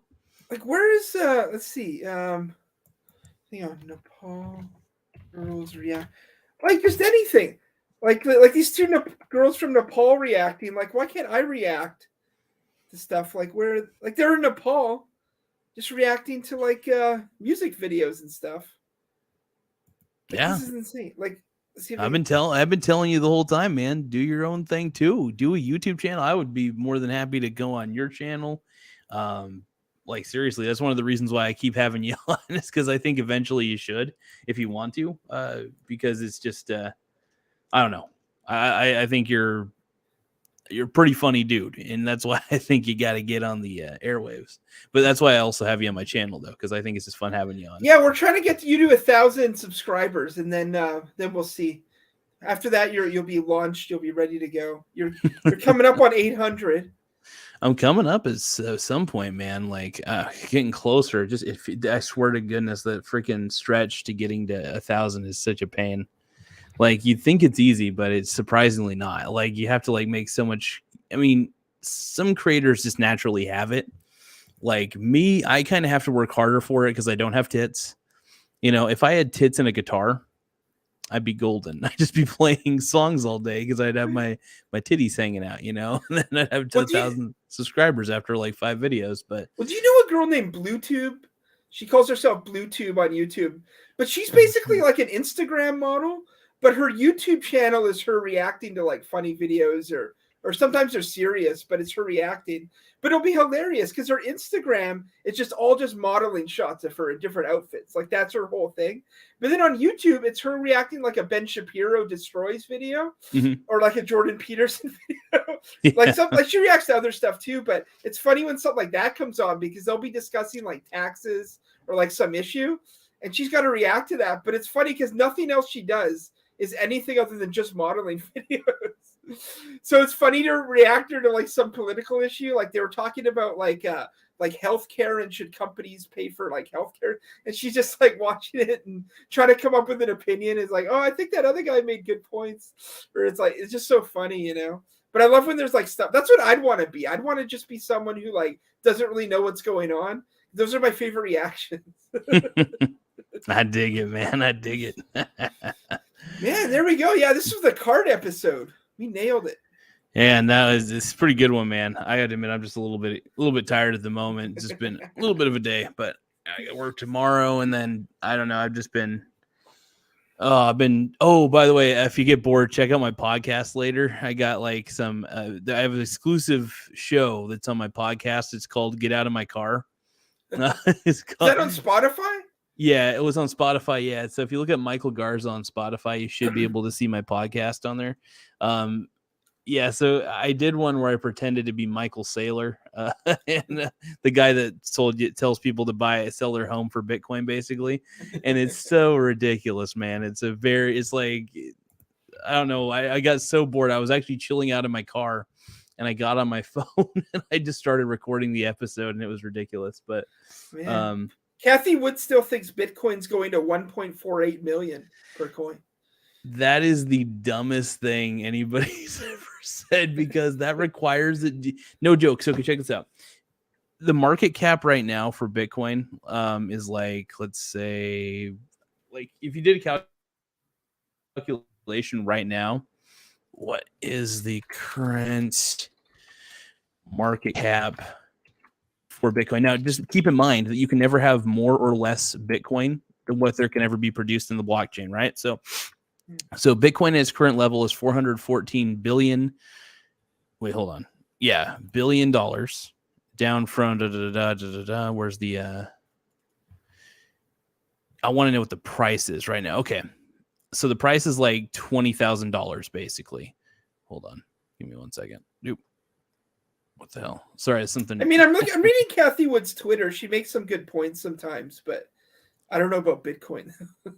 Well, here, because like it can never have like the market capitalization for it, I mean, if you had 1.4 million per coin, hold on, let's see, calculator. Because right now, okay, at $20,000 per coin, it has a market cap of like 400 billion, basically, right? So it's like you take that. Let's see. Hold on, I gotta do some division real quick. Making sure I do the math right. Hold on. Let's see. So that would be about. I gotta get this shit right. I'm not getting anything right now. Hold on. But 20,000. Let's see. Divide that by. No, hold on. 100 billion. Let's see. Trying to get my math straight here. Sorry, bud. I'm trying to get all my. I can't think right now. I can't even do math properly at the moment. But yeah, let's see. 400 billion. By the way, keep in mind, $400 billion market cap for something that doesn't produce anything is ridiculous. So secondly, if we were to divide, would it be 400? No, that's 400 million. Let me do billion. Let's see. 400 billion divided by 20,000. No, we wouldn't divide anything, would we? Hold on. I can't think right now. 20 million. Either way, I can't do math at the moment, so this is my bad. But basically, if you kept, let's say you double that down, so 20,000, let's say it became 40,000, right? Well, that would be 100% total gain. So that would take the market cap from 400 billion to 800 billion. Then to at some point, if it kept doubling, it would just be in the trillions. But what Kathy Wood is proposing, she's trying to say that Bitcoin would eventually be in the like super trillions. That would put it in like a super trillion, like almost $100 trillion market cap. That makes zero sense to me. Like, to me, that's just insane. That's well, actually, no, wait, there is a way to do that. Actually, hold on, because there's only ever going to be 100. No, hold on. There's only ever going to be 10 million Bitcoin. Hold on. How many Bitcoin will there ever be? Let's see. 21 million Bitcoin is all there will ever be. So that'll be the grand total. It'll never be less. It'll never be more, right? So if there's 21 million, actually, that's how we could do the math. Oh my goodness. I just realized we could take that 1.4 million that she's talking about. So we'll do, I can actually do math. It took me a second. I'm having so many brain farts right now, man. It's terrible. And then, so we put 1.4 million basically, and then we'll times that by the 21 million Bitcoin. I fucked that up. Hold on. 21 million. Holy shit. That would put it at a $29 trillion market cap. Yeah, I just are you kidding me? What would that do to inflation if everyone just started using Bitcoin? Like, how much is a cheeseburger under that plan? It's a bad idea. How many Bitcoins would you need for a Big Mac at that price of Bitcoin? I mean, here's the thing. I mean, if you invested in Bitcoin early enough and you held it and it got to that point, you'd be a rich son of a bitch. I'll tell you that right now. But what would it do to inflation? Well, that's a good question. I'm actually stunned that somebody who claims to be like Kathy Wood claims to be a expert investor, but then she puts out claims like, "Hey, Bitcoin's going to $1.4 million." It's like per coin. I'm like thinking to myself, that doesn't make any sense. That just doesn't make a lick of sense to me. Holy crap! Like $100,000 in Bitcoin a long time ago, so I think she like made a lot of money off it. But maybe that's how she started her other funds, her other crazy ETFs, like the genetic modification one and the Mars like colony one, and she's got a lot of wild ETFs. As I always say, man, crypto is grifto. It's grifto currency, man. It's grifter currency, man. That's the way I look at it. It's cool. Like, I still think Bitcoin's I really do think that Bitcoin in its inception and still is a cool concept. I think the technology's cool. I just don't think that the result is cool. I think that you could use blockchain technology to create a really, really cool piece of software that didn't rely on a single server, for instance. That's a cool way to use blockchain. To try to use this blockchain technology to create like a currency, a digital currency, it just feels a waste of time. I just feel like it's a waste of time.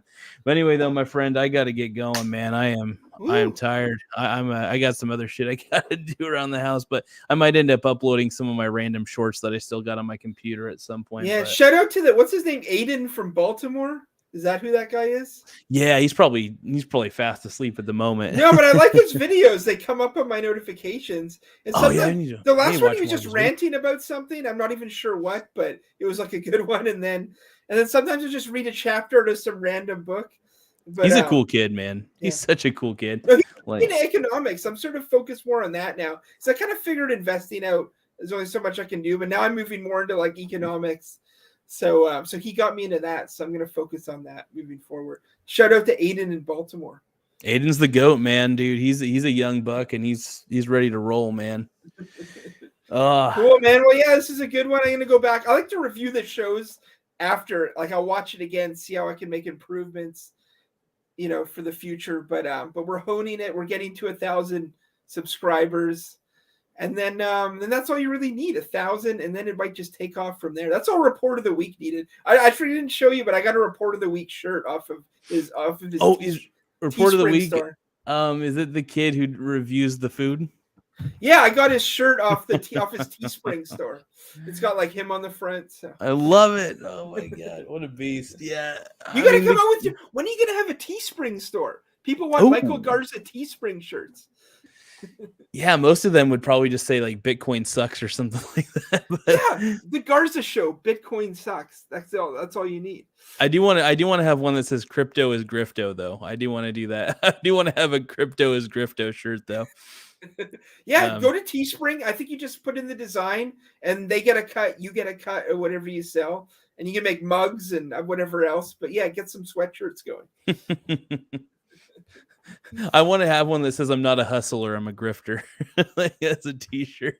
I just want a bunch of comedy shirts, really, more than anything. I just want a bunch of clever, ridiculous comedy shirts that just people buy that. Like people get some PPC Ian's got a store. I'm probably gonna buy one of his shirts. He's got one that says stacking dividends. He's got Thug Life Investing. He has another one that just says dividend investor and the arrow just going up to the right. So it's like I'm gonna probably get one of his shirts too, but I'm gonna have a closet of internet shirts.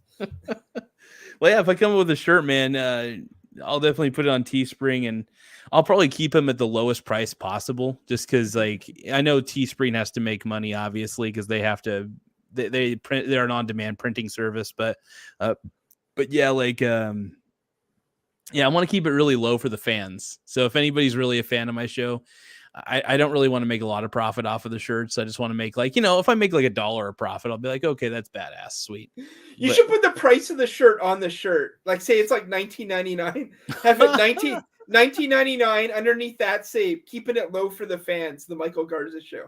Keeping it low for the I always say, I don't like to dig into my fans' wallets. I really don't like I do seem kind of grifter. I seem grifter light. I'm not gonna lie. Now I do want to make money from like my viewers actually watching, so that's one of the reasons why monetization is so cool to me. But I also so for instance, referral links, I put referral links in my description because I want to get people signed up for really cool services, but I also want a kickback. So like that's kind of another way for me to be able to sell cool products to people without me having to go into their wallet and take their money. Because like I always feel weird taking money from somebody if I myself can't offer the I think the information I provide is super valuable, but at the same time, I there's a part of me that feels guilty for wanting to ever like take money from people and be like, hey, I'll sell you a $10 course.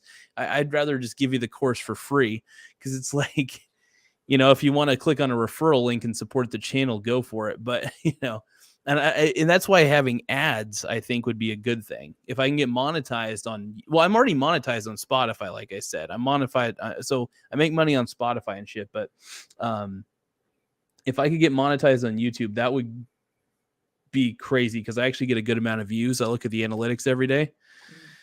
I don't know. Anyway, I'm going off on a tangent. Sorry. Awesome. All right. Well, bye, Michael Garza Show. Hi to the fans out there. Like, these only ever get 1 view when they're on, but then later it's like 100 views. So someone's tuning into these shows. I think the problem is they're on too late. They're on Yeah, too but late for eventually someone watches them. Yeah, no, that's the great part, man. People actually end up watching it and shit, and you get a whole new fan base from it. So, yeah, and I'm also really good with putting if you look at the keywords, when you get bored, man, look at the live videos we've done, look at the random keywords. I actually put all the keywords at the bottom of the description. So you see they're all automatically generated, though, by what is related to the well, keep topic. keep it simple. Like Harry and Meghan is a winner. You want to that's like a good one. People want to see like celebrities losing weight. They want to hear about like zoo animals, like mating. Like, keep it simple with stuff like that. That's how you're gonna get views. Hell yeah, I appreciate it. Well, Tim, my man, I'm out. I'll let you get back to it. I know you got to work in the morning, but hey, man, if you ever if any of your coworkers get interested, man, and they want to be on the show too, it's always open door policy on my show to have anybody who wants to be on. Open door policy, baby. Yeah, that'd be hilarious. I'll try and get someone on. We'll see what happens. I don't know. My coworkers don't really talk about anything. I don't really know what they're interested in. They kind of just what do they talk about? Oh, yeah, I just remember, like you said, one of your coworkers or something like that was you didn't tell them about like my show or something like that. One of them got interested or something. Or yeah, I told him I can get you on in 15 minutes, and he's like, he got cold feet. He wouldn't do it. But yeah, that guy. Let him know I'm nice. I'm a nice guy. I won't pound his butthole too hard, even if we disagree. Like, I'll be nice to him. Yeah, that guy'd be hilarious to have on. But yeah, I don't know. We'll see what happens.